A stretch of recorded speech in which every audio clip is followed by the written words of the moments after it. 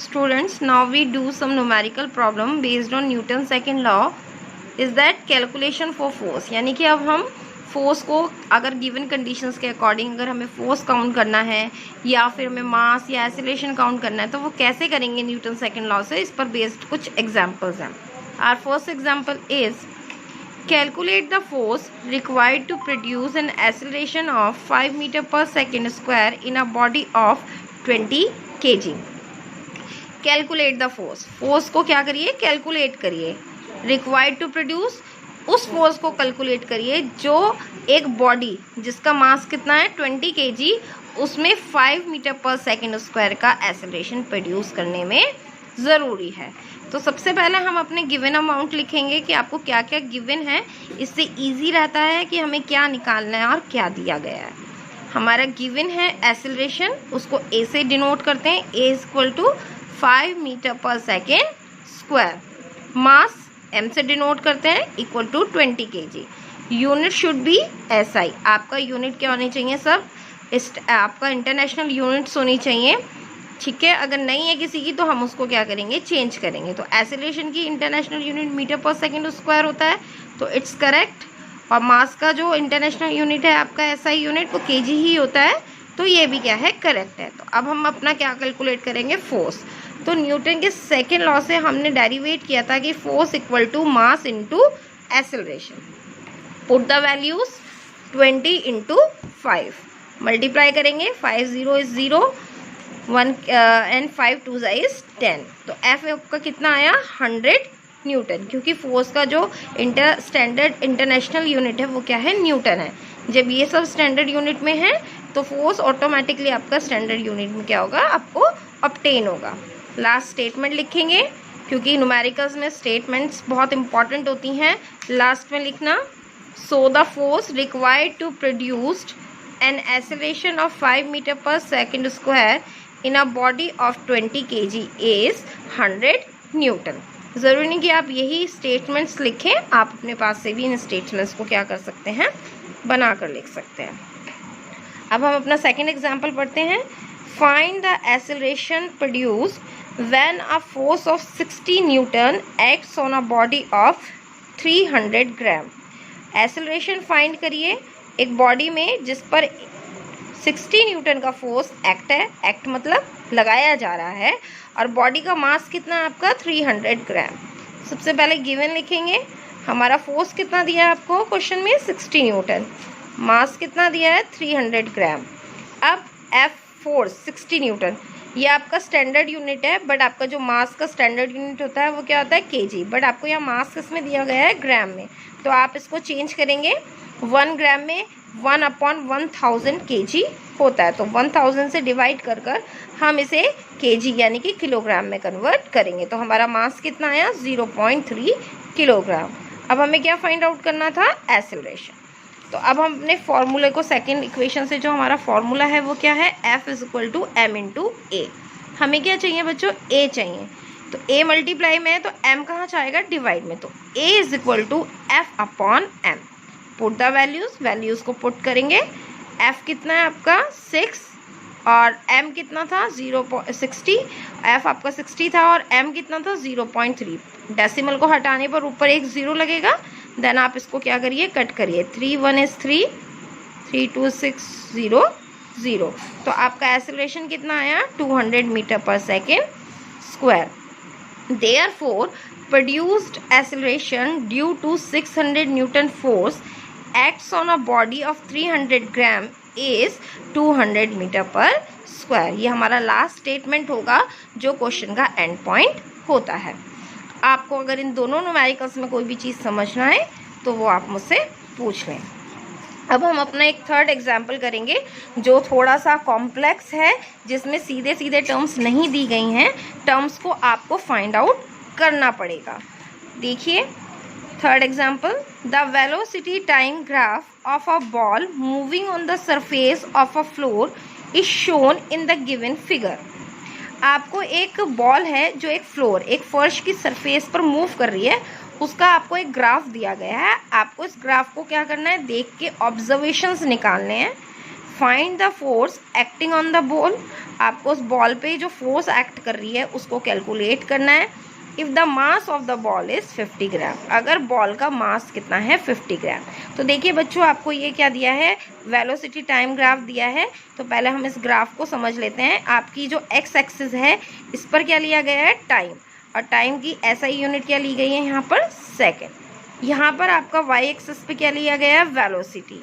Velocity का unit क्या होता है, मीटर पर सेकेंड। देखिए 0 टाइम यानी कि T1 is equal to 0, 0 time पर उसका जो वेलोसिटी है वो कितना है, 30।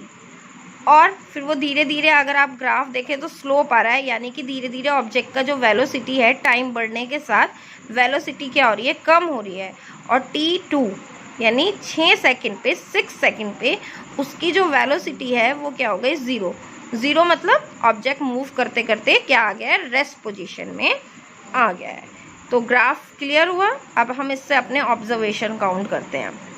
देखिए, from velocity time graph it is clear that, इस वेलोसिटी टाइम से ग्राफ से बिल्कुल क्लियर हो रहा है कि t इज इक्वल टू 0, यानी कि T1 टाइम क्या ले लिया, 0 पर आपका जो वेलोसिटी है यानी स्टार्टिंग इनिशियल वेलोसिटी u है वो कितना है आपका, 30 metre per second.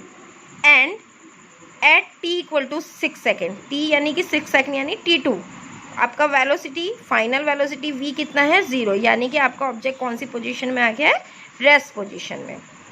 So acceleration is equal to क्या होता है, change in velocity with respect to time, यानी final velocity minus initial upon final time minus initial time. तो आपका v कितना है, रेस्ट पोजीशन में आया तो आपका आराम में आ गया है, तो मूव तो कर नहीं रहा, तो आपका फाइनल वेलोसिटी तो 0 है, 0। u कितना आपका 30, T2 यानी 6 सेकेंड माइनस 0। अब कैलकुलेट करेंगे, 0 माइनस 30 माइनस 30, 6 माइनस 0 6। यहाँ पर माइनस 30 इसलिए आया है क्योंकि आपका 30 क्या है, बड़ा है आपके 0 से, और माइनस की टर्म है इसलिए आंसर माइनस में आएगा। अब हम इसको क्या करेंगे, टेबल से कट करेंगे, 6 5 30, तो a इज इक्वल टू क्या आया, -5 मीटर पर सेकेंड स्क्वायर। आपको पहले ही बताया गया था कि एक्सेलरेशन, वेलोसिटी, फोर्स ये सब क्या है, आपकी वेक्टर क्वांटिटी हैं। तो वेक्टर क्वांटिटी को हम प्लस माइनस साइन से शो करते हैं। अब यहाँ पर जो माइनस साइन है इसका मतलब क्या है, इसका मतलब है कि ऑब्जेक्ट जो है चलते चलते रुक रहा है, यानी कि रिटार्डेशन हो रहा है। तो नेगेटिव एक्सेलरेशन है यहाँ पर, here minus sign shows retardation, means object क्या है, चलते हुए उसकी स्पीड धीरे धीरे कम हो रही है और एक पोजीशन पर आकर ऑब्जेक्ट बिल्कुल रेस्ट पोजीशन में आ गया है। अब हम अपना क्या कैलकुलेट करेंगे, force. F is equal to m into a, m की वैल्यू रखेंगे। m हमारा कितना था आपका स्टूडेंट्स, देखिए आपका m यानी कि बॉल का मास था 50 ग्राम।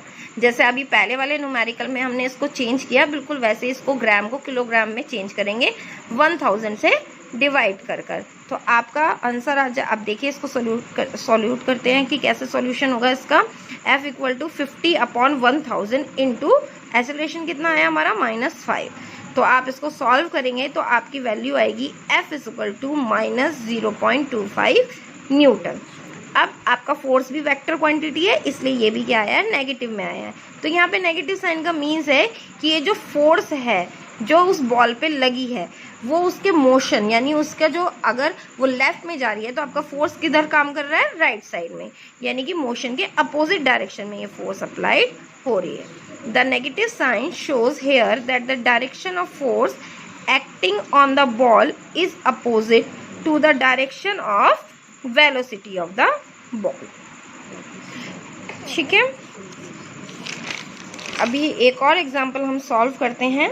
अ कांस्टेंट रिटार्डिंग फोर्स आ गया ना, मीन्स वो फोर्स, रिटार्डिंग फोर्स कौन सी फोर्स होती है, जिसमें ऑब्जेक्ट को रोकने के लिए लगाई जा रही है। यानी कि यहाँ पर एक्सेलरेशन क्या है, रिटार्डिंग वर्ड से ही पता चल रहा है कि हमारा एक्सेलरेशन क्या आना चाहिए, माइनस आना चाहिए।